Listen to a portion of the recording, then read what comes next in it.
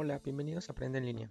El día de hoy voy a ayudarles a hacer un pequeño resumen sobre lo visto en la programación del día viernes 2 de octubre de segundo de secundaria. Empecemos con Historia. Del poblamiento de América a las grandes culturas del periodo clásico.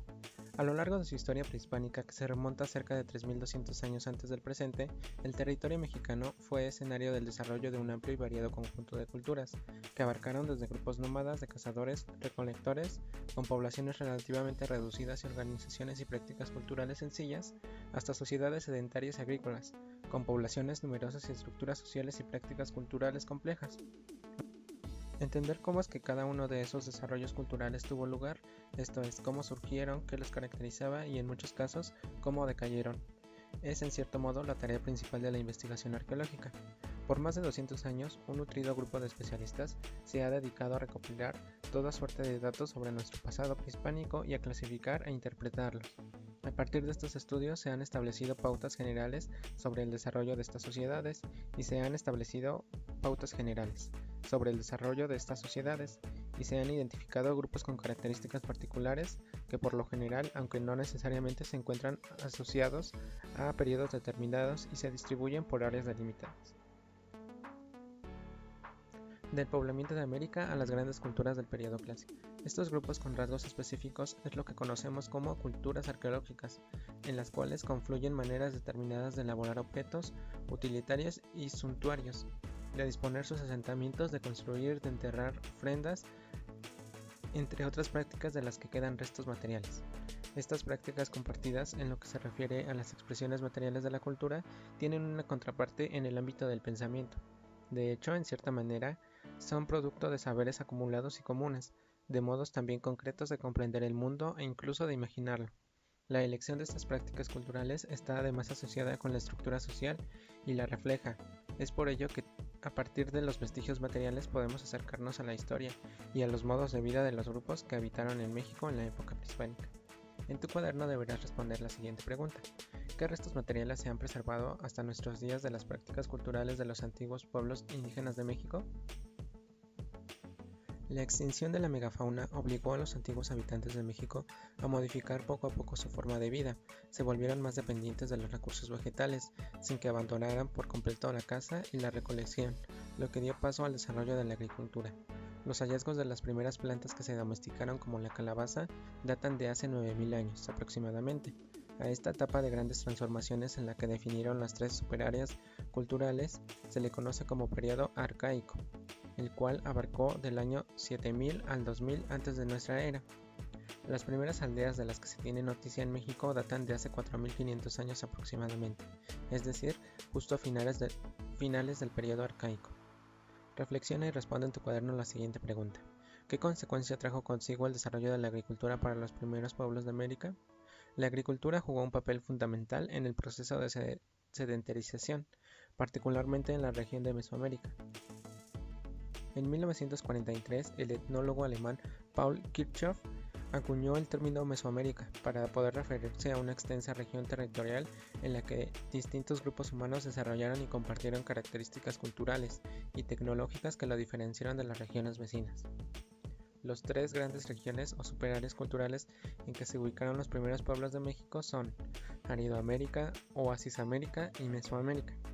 Las características particulares de cada región determinaron el tipo de desarrollo y rasgos culturales de los pueblos que se establecieron en ellas. Aridoamérica, situada al norte del actual territorio mexicano y una parte del sureste de Estados Unidos, como su nombre lo indica, fue una región semiárida, habitada por grupos nómadas que se subsistían gracias a la caza y a la recolección. Cuando se habla de Oasis América, refiere a una región intermedia entre las otras dos superáreas que abarcan los actuales estados mexicanos de Chihuahua y Sonora, así como de Arizona, Utah, Nuevo México, Colorado, Nevada y California en Estados Unidos. Los habitantes de Oasis América fueron grupos sedentarios que, aunque desarrollaron la agricultura, no pudieron hacerlo de manera muy eficiente, debido a que las condiciones climáticas por las que recurrían a la cacería, la pesca y la recolección para subsistir. Sin lugar a duda, la región más importante en términos de diversidad ecológica y cultural fue Mesoamérica. Del poblamiento de América a las grandes culturas del Clásico. La etapa lítica abarcó del año 3300 al 5000 antes de nuestra era. Se trata del periodo más antiguo de la historia de México. durante el cual llegaron los primeros pobladores al continente americano y se produjo la extinción de la megafauna de la Edad de Hielo. Después de este periodo arcaico, que comprendió el año 7000 al 2000 antes de nuestra era, en este lapso se desarrolló la agricultura y se definieron las superáreas culturales. Le siguió el periodo preclásico, que abarcó de los años 2500 antes de nuestra era al 200 de nuestra era, en el que se desarrollaron las primeras grandes civilizaciones mesoamericanas como la Olmeca y la Cuilhuica. El periodo clásico tan solo comprendió 700 años, del 200 al 900 de nuestra era. Sin embargo, en este breve lapso Mesoamérica vivió su mayor época de esplendor. Se construyeron majestuosas ciudades como Teotihuacán en el actual Estado de México y Palenque en Chiapas.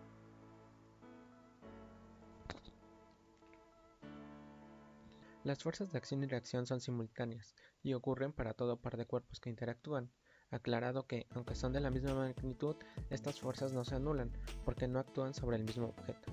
Se puede observar fuerzas de acción y reacción en todos los deportes, atletismo, fútbol y básquetbol. También se encuentran en el baile, en el canto, en la construcción, en la naturaleza, es decir, en todo lo que nos rodea. Por ejemplo, cuando estás acostado con la cara entre la almohada, te quedan marcados los dobleces de la funda, pues dejas caer el peso de tu cabeza sobre la almohada. Esta ejerce otra fuerza hacia tu rostro. Además de formular las leyes del movimiento, Newton hizo aportaciones a las matemáticas, pues inventó el cálculo diferencial. Determinó que la luz blanca era una mezcla de colores, al observar que cuando se hace pasar a través de un prisma, éste se dispersa en sus componentes. También inventó el telescopio reflector. Newton realizó muchas aportaciones a la física. El reto del día de hoy. Elaborarás un mapa mental o un pequeño resumen acerca de la segunda ley de Newton. Subraya las ideas principales en tu libro de texto en el tema correspondiente e identifica algunas situaciones problemáticas en la segunda ley de Newton que aplique. Además, investiga acerca del concepto de masa, aceleración y fuerza. Por último, reflexiona en las siguientes preguntas. ¿Por qué se dice que las fuerzas siempre vienen en pares? Luis elabora cajas artesanales que tienen forma hexagonal para venderlas en su negocio familiar. Los datos de la columna pliegos de cartoncillo están relacionados proporcionalmente con los datos de la columna cajas, pues sus razones o factores internos son iguales. La razón entre 1 y 10 es la misma que entre 2 y 20, por lo tanto se identifica que existe una relación de proporcionalidad y además se trata de una relación de proporcionalidad directa. Entonces, ¿cuántos pliegos de cartoncillo se necesita para elaborar 35 cajas? Resuelve el problema. Comienza por establecer la proporción a partir de los datos que conoces. Multiplica 1 por 35 y luego divide el producto entre 10, de tal manera que tienes 3.5 como cociente. Esto significa que para hacer 35 cajas se necesitan 3 y 1,5 de pliegos de cartoncillo. No olvides que en una relación de proporcionalidad directa siempre se cumple que el cociente de la división de cualquiera de las magnitudes en y entre su correspondiente de magnitud en x es constante. Al valor obtenido de esta operación se le conoce como constante de proporcionalidad. Lo anterior se verifica cuando al dividir un número de cajas entre la correspondiente a la cantidad de pliegos de cartoncillo se obtiene como constante 10, tal como se puede observar en la imagen. El reto del día de hoy. Reto de lógica. La lente biconvexa. Con una lupa que aumenta 5 veces, se están observando dos rectas que forman un ángulo de 10 grados. Responde la pregunta. ¿Con qué magnitud se ve el ángulo?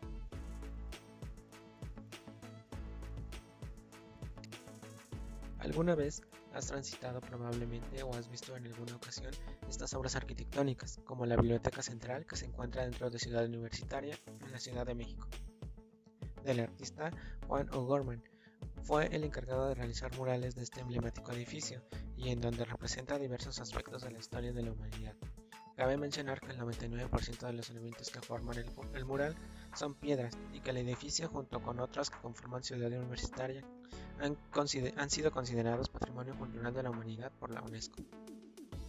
En estas dos obras que creó el destacado escultor mexicano Gales Cabrera, se puede observar figuras humanas hechas de piedra y con poses muy comunes de la vida cotidiana, como el estar recostado, sentado o hincado, posiciones de reposo o meditación, donde no es necesario representar un cuerpo perfecto, ya que el artista hace una síntesis, es decir, toma ciertos elementos de la vida para comunicarnos su idea, sus sentimientos. El reto de hoy. Después de haber analizado estos lenguajes artísticos, elige alguno de ellos para poder expresar una problemática o situación en tu localidad. Por ejemplo, las medidas que se toman conjuntamente ante la pandemia. Para orientarte puedes recurrir a ejemplos vistos en esta sesión y utilizar los medios que tengas a la mano como objetos o instrumentos musicales para crear música que con sus sonidos se transmitan el sentimiento de la comunidad. También puede ser un dibujo, una pintura o un pequeño video desde tu ventana. Lo puedes hacer con mímica, con diversos estilos de baile, mediante representaciones con personajes o fotografías.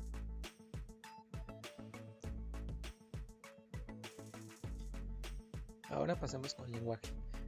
Detectives del conocimiento. Ahora pasemos con español. Detectives del conocimiento. A lo largo de la vida académica, más de una vez te has encontrado ante el reto de realizar una investigación acerca de un tema determinado. Para ello, habrás recurrido a libros, enciclopedias, páginas de internet, videos, revistas. Aunque con frecuencia se olvida un punto muy importante, al momento de realizar una investigación, que es comparar. Comparar es una actividad que realizas de manera cotidiana y en el caso de los textos también se hacen comparaciones, aunque esta actividad generalmente se realiza cuando se te pide investigar un tema o exponerlo, esto es para reconocer las semejanzas y diferencias en el manejo de la información. Las definiciones de palabras se encuentran en un diccionario, los libros los puedes encontrar en la biblioteca y algunos artículos de opinión en el periódico, en la hemeroteca. Pero no creas que solo se puede buscar información de un tema en un solo sitio de información.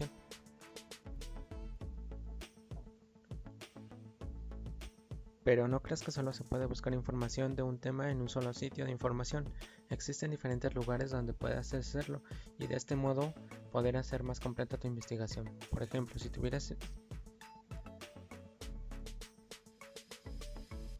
ejemplo, si estuvieras investigando acerca de los cuerpos cósmicos, podrías encontrar infografías, videos, artículos de divulgación acerca de este tema y en cada uno encontrarías datos diferentes.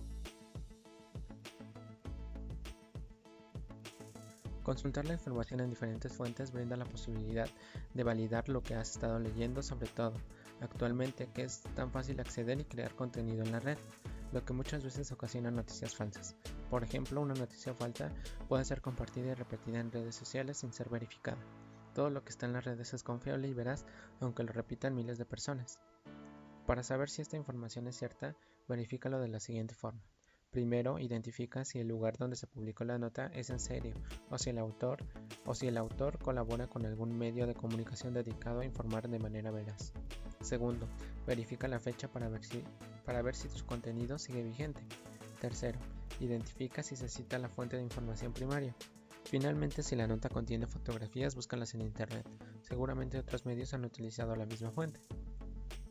¿Cómo buscar información en internet? Cada vez que aparezcan datos insólitos en la red, verifica antes de replicarlo.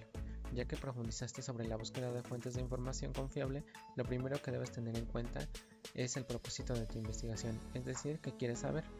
Después debes considerar las preguntas guías a redactar, tanto en libros como en páginas web. Es posible ver la organización en índices o mediante subtítulos, lo que te permite visualizar la relación que tiene con sus preguntas y qué tanta información podría proporcionar tu investigación. Si lees con atención los subtítulos de esta revista, observarás que posee información que te puede ayudar de manera directa con las preguntas 1 y 2 y por lo tanto puedes considerarse para la investigación. Los subtítulos también contribuyen a participar en el contenido de las secciones, lo que te ayuda a saber qué tan útiles puede ser este material para responder las preguntas guía. Ahora profundiza en el elemento que te ayudará a darle solidez a tu información. De acuerdo con el origen de la información se puede clasificar en fuentes primarias y secundarias. Las fuentes primarias son materiales originales que no han sido filtrados a través de una interpretación o evaluación de otros, y representan pensamientos o experiencias originales, informan sobre un descubrimiento o comparten información nueva. Las fuentes secundarias están específicamente diseñadas para facilitar y maximizar el acceso a las fuentes primarias o a sus contenidos. Utilizar una u otra dependerá de los objetivos que persigas en tu investigación. Ambas brindan aportaciones muy valiosas. El reto de hoy: elige un tema de tu interés, después plantea algunas preguntas y a partir de ello selecciona las fuentes que pueden ayudarte a tu investigación. Recuerda todos los consejos que aprendiste en esta sesión. Por último, si te gustó este video, no olvides darle like y compartirlo con tus conocidos. Hasta la próxima.